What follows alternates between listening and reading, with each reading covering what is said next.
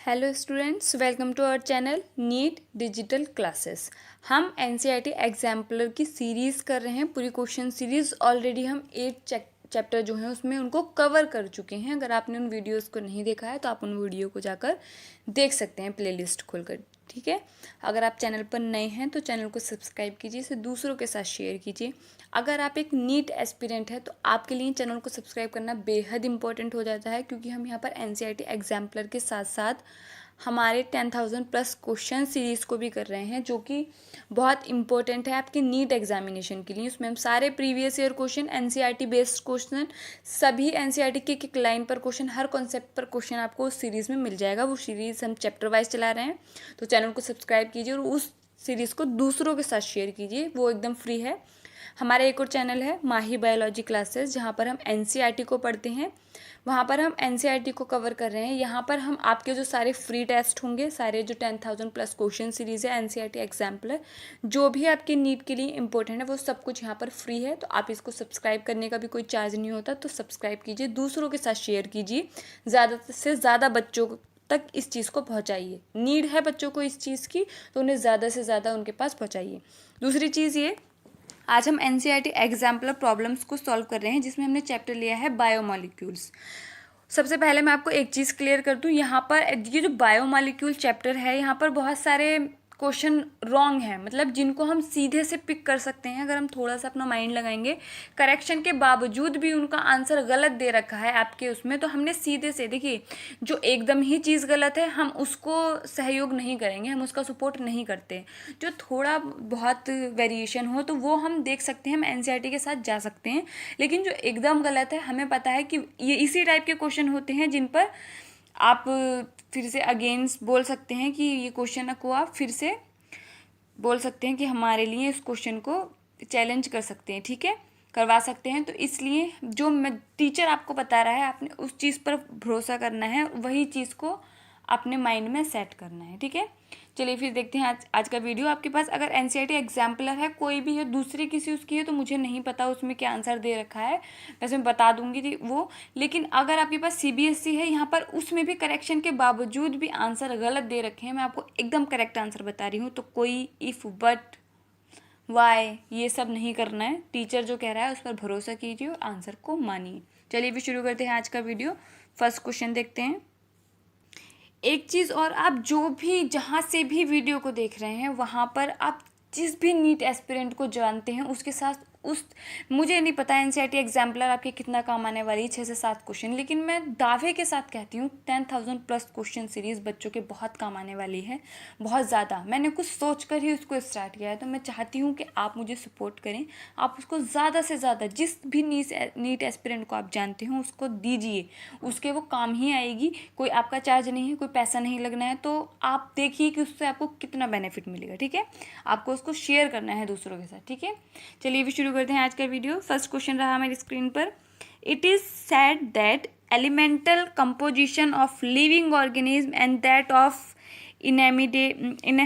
inanimate objects like earth crust are similar in sense that all the major elements are present in both, then what would be the difference between these two groups? Choose a correct answer from among the following. देखिए, ऐसा कहा जाता है कि जो जीवित जीवों का जो रासायनिक संगठन होता है, अर्थ क्रस्ट, जो रासायनिक उनका संगठन होता है, वो अर्थ क्रस्ट से वो पृथ्वी की सतह के समान होता है। दोनों में मेजर एलिमेंट पाए जाते हैं।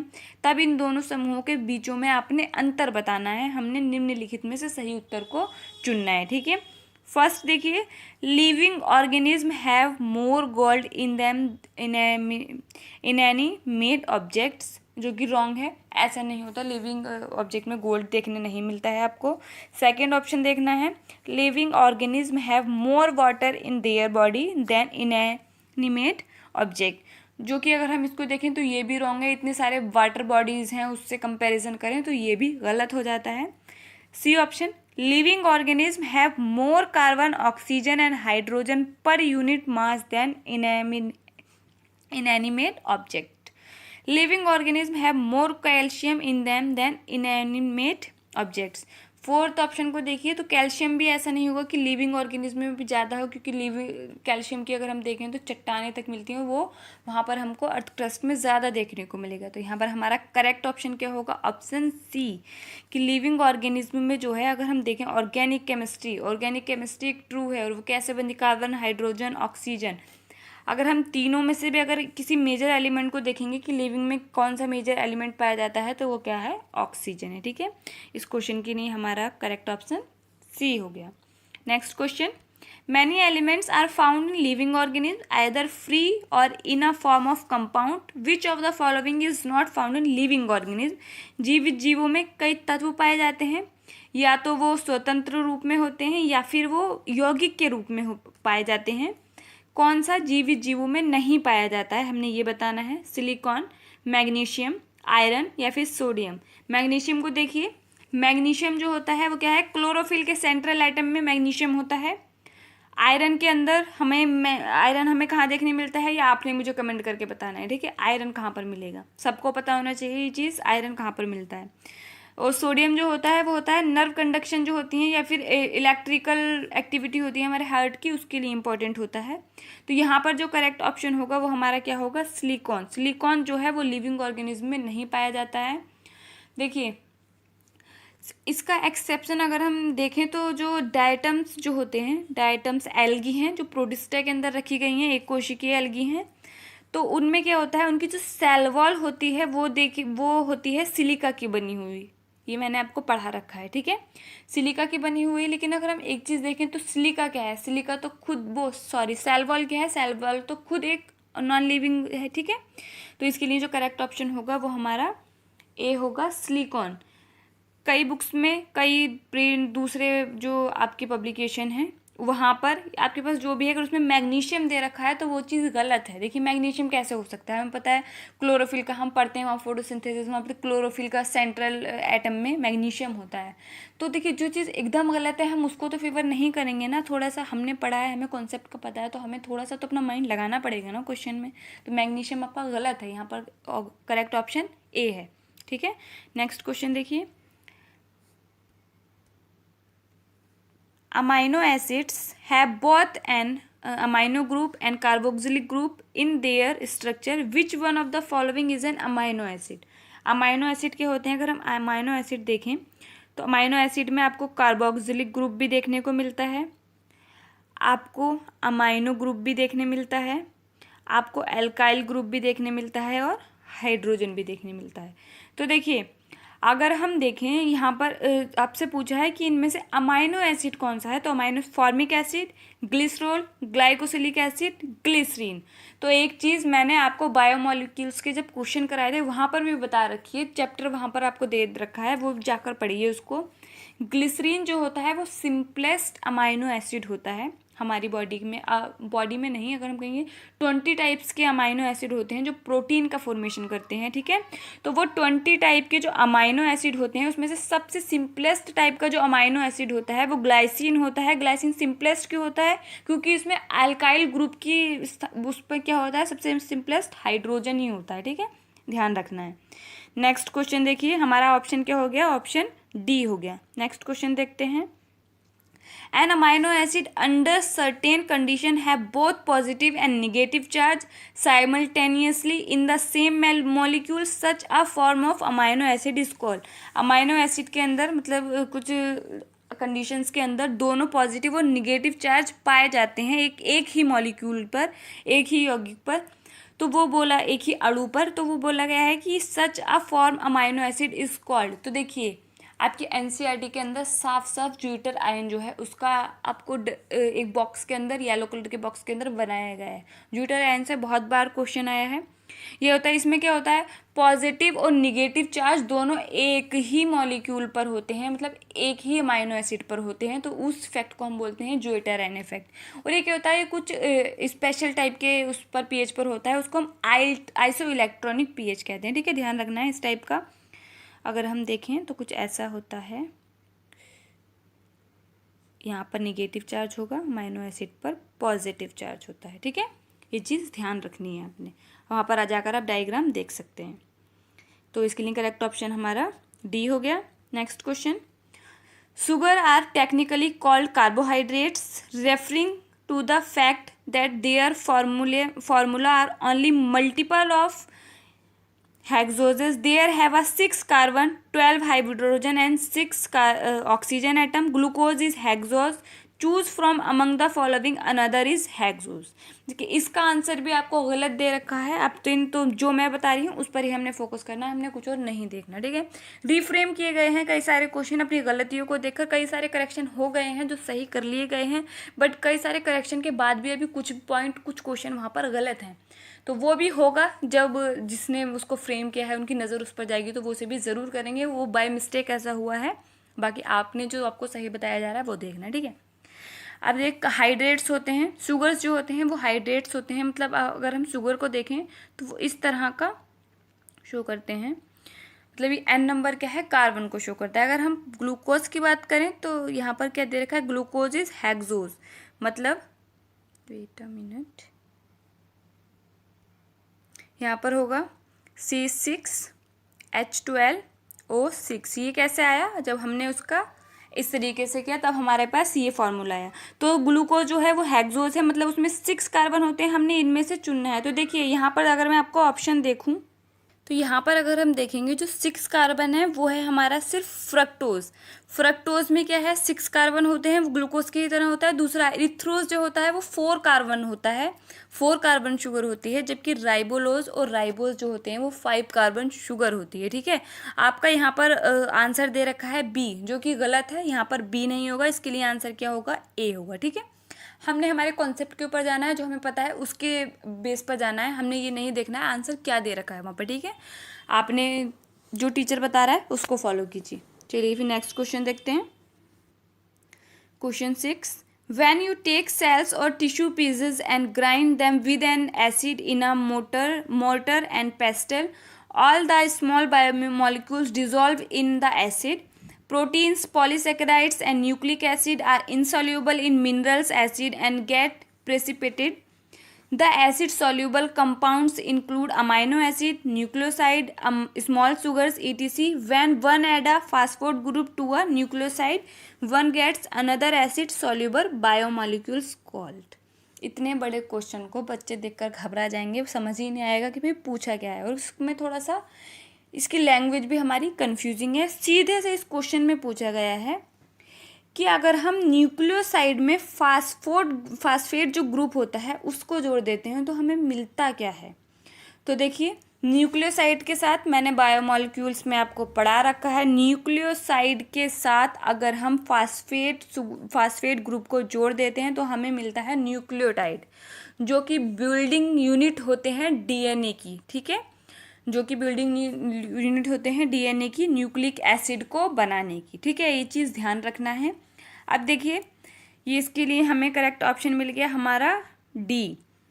अब न्यूक्लियोसाइड कैसे बनता है, अगर मैंने आपको बताया था कि न्यूक्लियोसाइड बनेगा जब नाइट्रोजन बेस और शुगर जो होते हैं वो आपस में मिलेंगे, तब बनेगा हमारा जो हमारी पेंटोस शुगर है वो मिलेगी, तब बनता है हमारा न्यूक्लियोसाइड। नाइट्रोजन बेस और पेंटोस शुगर मिलेगी तब हमारा बनेगा न्यूक्लियोसाइड, और न्यूक्लियोसाइड के साथ आकर फास्फेट ग्रुप जुड़ जाएगा तब हमें मिलता है न्यूक्लियोटाइड। ये रहा आपका करेक्ट ऑप्शन, ठीक है। Next question, when we homogenize an tissue in acid the acid soluble pool represent, तो सीधे से इसका आंसर होगा साइटोप्लाज्म, कोशिका द्रव्य। Next question, the most abundant compound of living organism is, तो देखिए यहाँ पर ऑर्गेनिक ऐड नहीं किया है, यहाँ पर सिर्फ लिविंग कंपोनेंट पूछा है लिविंग ऑर्गेनिज्म में कि क्या पाया जाता है, तो वो हमारा क्या होगा, वाटर सबसे ज़्यादा पाया जाता है। अगर ऑर्गेनिक कंपाउंड पूछेंगे तब क्या होगा, हमारा प्रोटीन होगा, ठीक है, लेकिन यहाँ पर नहीं पूछा है। और एलिमेंट कौन सा होता है, ऑक्सीजन होता है, ये भी ध्यान रखना है। Next question, a homopolymer has only one type of building block called monomer repeated in n number of times. A heteropolymer has more than one type of polymer. Proteins are heteropolymer usually made of. तो देखिए अगर हम यहाँ पर देखें, सीधे से बात करें प्रोटीन की, प्रोटीन एक क्या है, पॉलीमर है, किससे मिलकर बना होता है, इसको बनाने वाली इकाइयाँ क्या होती हैं, मोनोमर क्या होता है, अमाइनो एसिड। और अमाइनो एसिड कितने टाइप के होते हैं, 20 टाइप के होते हैं। तो मतलब एक ये हेट्रोपॉलीमर हुआ, तो इसके लिए करेक्ट ऑप्शन हमारा ए हो गया। ठीक है, next question. Protein perform many physiological function. For example, some function as enzyme. Which of the following represent an additional function that some proteins discharge? तो देखिए, इसके लिए जो हमारा करेक्ट ऑप्शन होगा वो होगा हमारा हार्मोन। कुछ हार्मोन के होते हैं, प्रोटीनस नेचर के होते हैं। ठीक है, नेक्स्ट क्वेश्चन देखिए। Glycogen is a homopolymer made up of, तो ये होता है ग्लूकोज यूनिट से। अब ये आपने मुझे बताना है ये अल्फा ग्लूकोज से बना होता है या फिर बीटा ग्लूकोज से बना होता है। ठीक है, आपने कमेंट में बताना है इस चीज़ को। Next question. The number of and in a glycogen molecules would be, तो इसके लिए जो हमारा करेक्ट ऑप्शन होगा वो होगा, देखिए, the number of ends in the glycogen molecule. Glycogen molecule में अगर हम देखेंगे तो एक ब्रांच्ड मॉलिक्यूल होता है। तो इसमें क्या करना है, सीधे एक ब्रांच को काउंट करना है, जो मेन ब्रांच होगी उसमें छोटे छोटे जो ब्रांचें निकली हैं उनको भी काउंट करते हैं एंड्स के। तो इसके लिए होगा equal to the number of branch and plus 1। ठीक है, इस टाइप का ऐसा कुछ, देखिए ये रहा एंड यहाँ पर ऐसे ब्रांचेस इस टाइप का, तो उसको भी काउंट करते हैं हम। ठीक है, तो करेक्ट ऑप्शन इसके लिए ए हो जाएगा। Next question. The primary structure of protein molecules has, तो यहाँ पर क्या होते हैं, प्राइमरी स्ट्रक्चर बताना है। प्राइमरी स्ट्रक्चर क्या होता है हमारा प्रोटीन का, बहुत सिंपल होता है कि स्टेट अगर हम देखें तो इस तरह से शो होता है प्राइमरी स्ट्रक्चर, जिसमें पेप्टाइड बॉन्ड बनकर पॉलीपेप्टाइड चेन को बनाते हैं। तो यहाँ पर एक एंड होता है जो अमाइनो साइड को रिप्रेजेंट करता है, दूसरा सी एंड होता है जो कार्बोक्सिलिक साइड को रिप्रेजेंट करता है। तो यहाँ पर क्या होते हैं, 2 एंड होते हैं। यहाँ पर कौन से वहाँ क्या पाए जाते हैं, यहाँ पर पॉलीपेप्टाइड चेन बनाते हैं, पेप्टाइड बॉन्ड से जुड़े होते हैं। जबकि हम सेकेंडरी स्ट्रक्चर में देखते हैं तो वहाँ पर हाइड्रोजन बॉन्ड होते हैं, थोड़ा सा कॉइलिंग हो जाती है।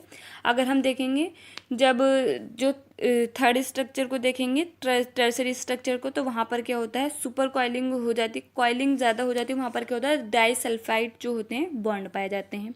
ठीक है, नेक्स्ट क्वेश्चन देखिए। Enzymes are biocatalysts. They catalyst biochemical reaction in general. They reduce activation energy of reaction.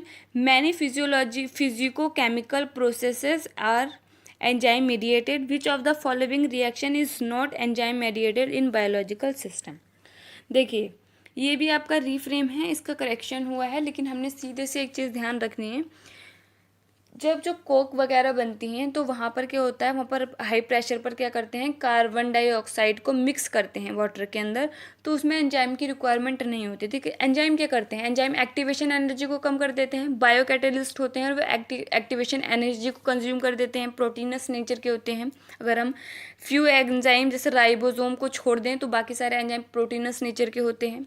Bio catalyst होते हैं, एक्टिवेशन एनर्जी को कम कर देते हैं, एक्टिवेशन एनर्जी को कम करते हैं और क्या करते हैं, खुद रिएक्शन में कंज्यूम नहीं होते हैं। तो यहाँ पर आपको बताने की मतलब ऐसी कौन सी रिएक्शन है जो उसके बिना भी हो सकती है, वो लिविंग और में ऐसी कौन सी रिएक्शन है, तो वो है डिजॉल्विंग CO2 इन वाटर। ध्यान रखना है, फर्स्ट ऑप्शन इसके लिए करेक्ट है। ठीक है, ये थे हमारे बायोमॉलिक्यूल्स के क्वेश्चन, जहाँ पर करेक्शन था। ये क्वेश्चन रीफ्रेम किया गया था, मैंने वो चीज़ आपको बता दी है और क्वेश्चन को पूरे से अच्छे से समझाने की कोशिश की है। उम्मीद है आपको समझ आ गया होगा। इस चैनल को दूसरों के साथ ज़्यादा से ज़्यादा शेयर कीजिए बच्चों। ठीक है, हम मिलते हैं हमारे नेक्स्ट वीडियो में, तब तक के लिए पढ़ते रहिए। Thank you.